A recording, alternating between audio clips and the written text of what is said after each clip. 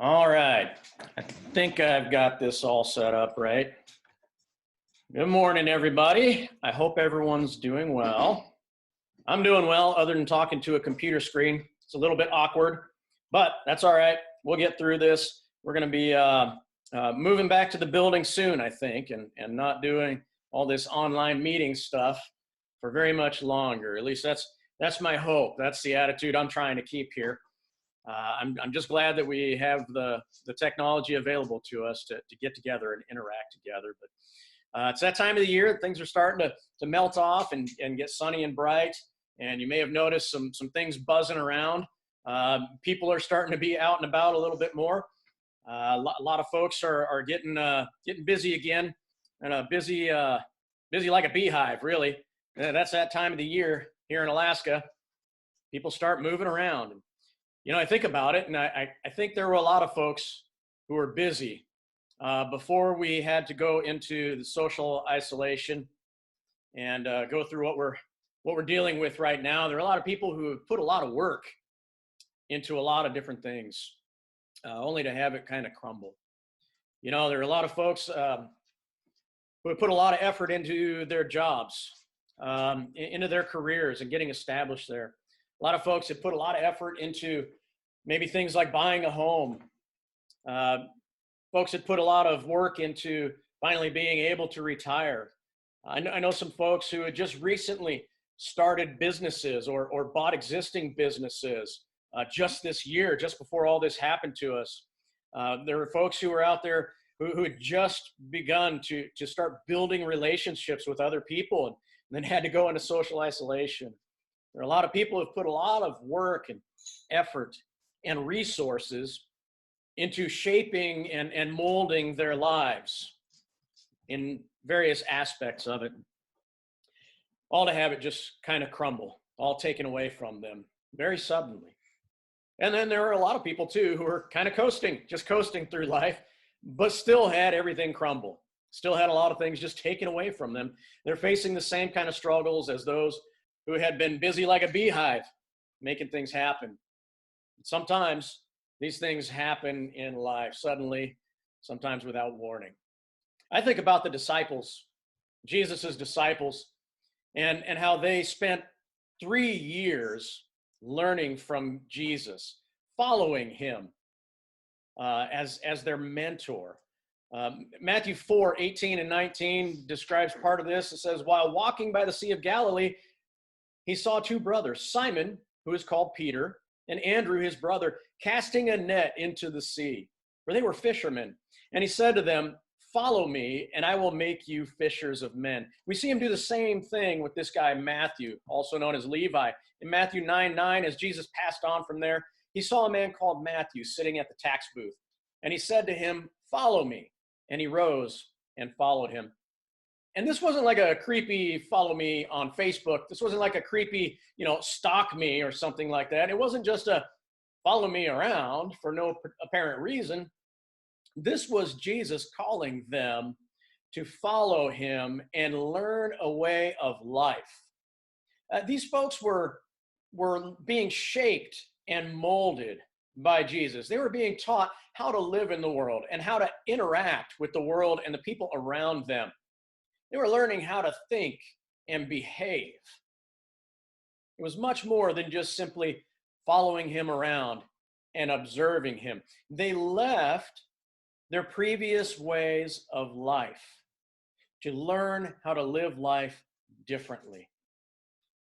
And just as suddenly as it started, it all ended one night in a garden. Jesus was praying in the Garden of Gethsemane with a couple of his disciples. And he prays and he comes back to his disciples and he's speaking with them. And as he's speaking to them, Judas came, one of the 12, one of his disciples. And with him a great crowd with swords and clubs from the chief priests and the elders of the people. Now the betrayer had given them a sign saying, the one I will kiss is the man. Seize him. Suddenly, one night, seemingly without warning, Jesus is betrayed with an act of friendship and care.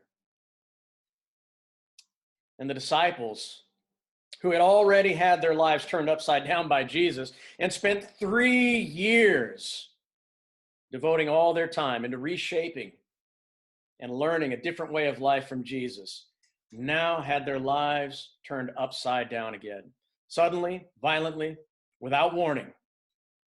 And they scramble to go back to what they used to be. They scramble to find something that they can do, something that they can know, something. They're in crisis mode. They probably immediately went down to the local store and wiped out the toilet paper aisle. They were scared and they ran away and, for all intents and purposes, gave up. Tried to go back to something that wasn't as good as what they had grown. And many people today are going to react in a similar way. The folks are going to drop back and punt, so to speak. They're going to try to preserve what they can or try to go back to something that they can't get back. They're going to try to go back to their previous lives rather than being focused on possibilities and continuing forward progress and taking an opportunity to reshape their future. Many are going to give up. They're going to backpedal, and they're going to lose the chance to create something better. And then Jesus was crucified. And for the disciples, it really seemed that all was lost. And as they scrambled to recover whatever they could from their former lives, I don't know if they realized there was something much, much better and much more meaningful that awaited them until one night they got a visit from Jesus. They were all together in a room.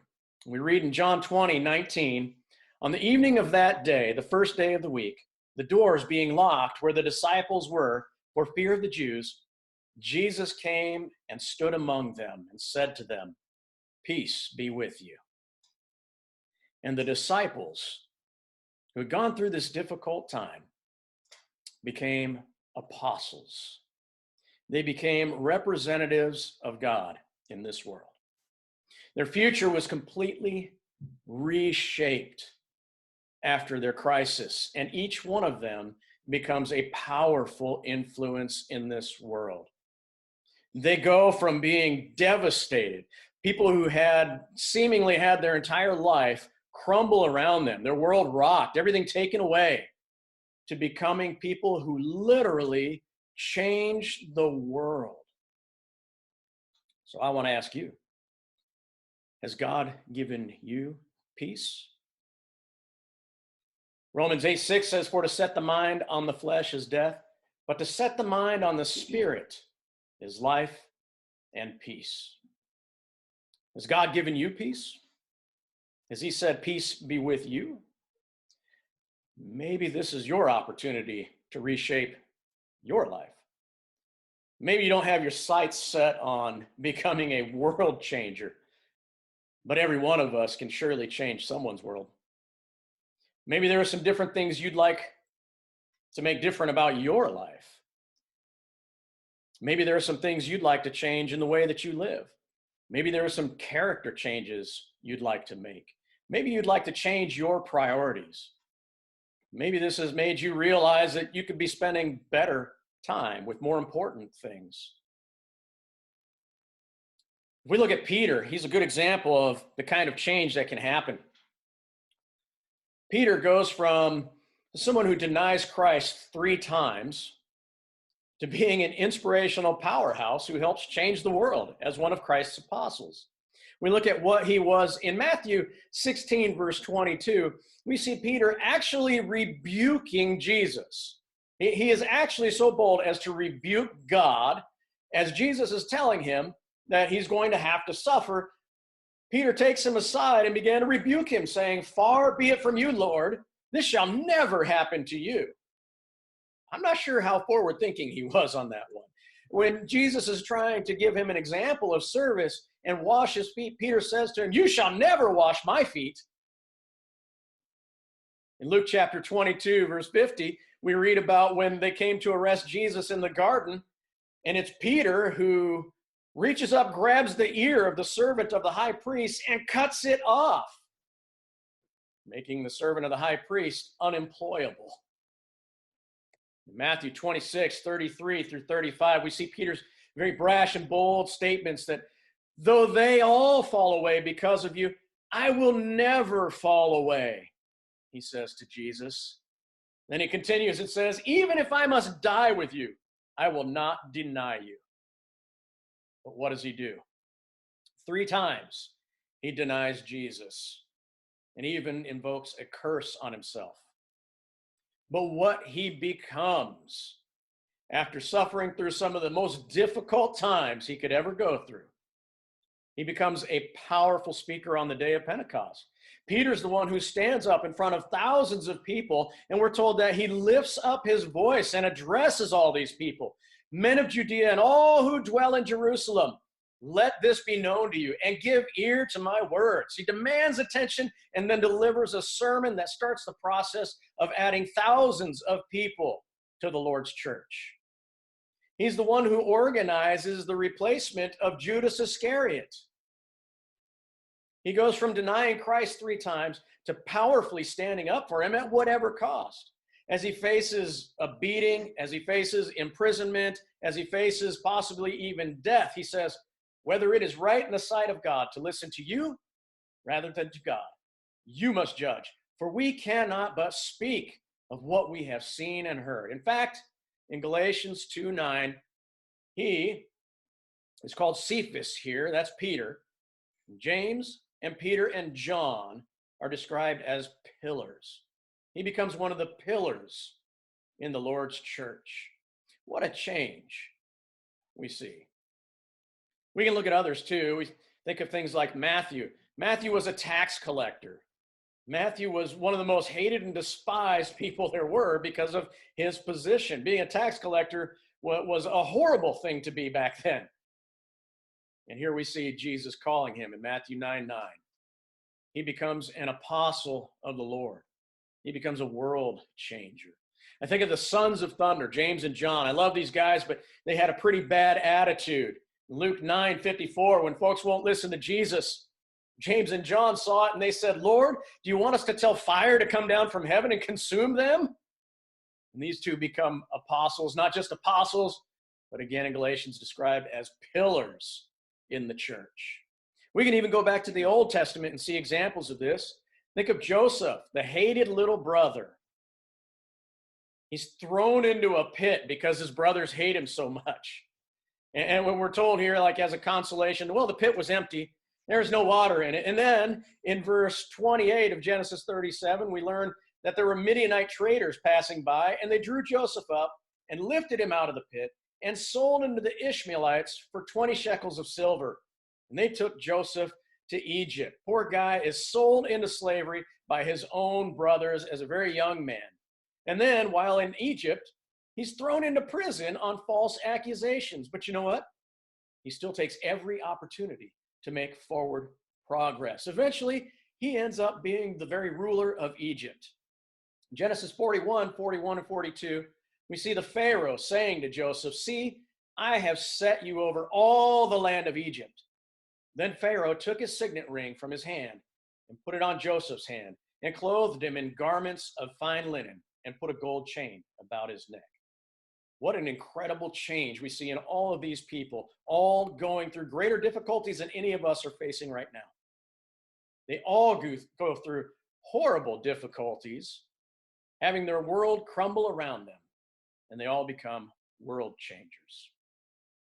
You know, we can look at any worldwide crisis, and even smaller scale crises, and there are always those who determine to come through and reshape their lives and have a positive impact on the world around them. At some point, Peter, Matthew, James and John, Joseph, all of these had to make a conscious decision. God didn't make them do any of these things. They had to make a decision to move on, to charge ahead, to look for opportunities, to continue to be a positive influence on others, and to be a part of changing the world around them. And these are all ordinary people like you and me who determined to put forth the effort. It's been done before, it'll be done again, and you can do it too. And who do you have on your side? Romans 8:31 says, if God is for us, who can be against us? Who exactly is it who you call upon as Father? Who do you call Lord? And from whose Father is it that every good gift and every perfect gift comes from? So I ask you then, what would you like to be different? How would you like your life to look? What things do you want to change? What things do you want to impact in the world around you? Who would you like to influence? What improvements will you make in your life? How will you change your relationships? How will you impact your contentment? What changes would you like to see in your outlook? How would you like this to affect your character? And what improvements will you make in your service to God? We have the opportunity right now to make those changes, to make those decisions, and to charge ahead with that. Ordinary people have gone through these kinds of difficulties throughout time and come through those difficulties as world-changing powerhouses. If they can do that, surely each one of us can make the changes we would like to make in our own lives. Surely each one of us can make the changes that God wants in our lives. And surely each one of us can have a powerful impact on the lives of others. Surely we can be lights to those around us. Surely we can be examples to those around us. Surely we can make a difference in this world for our Lord. I hope you will consider those things and make that your purpose as we begin to transfer from a time of crisis to a time of powerful living for Christ. Thank you.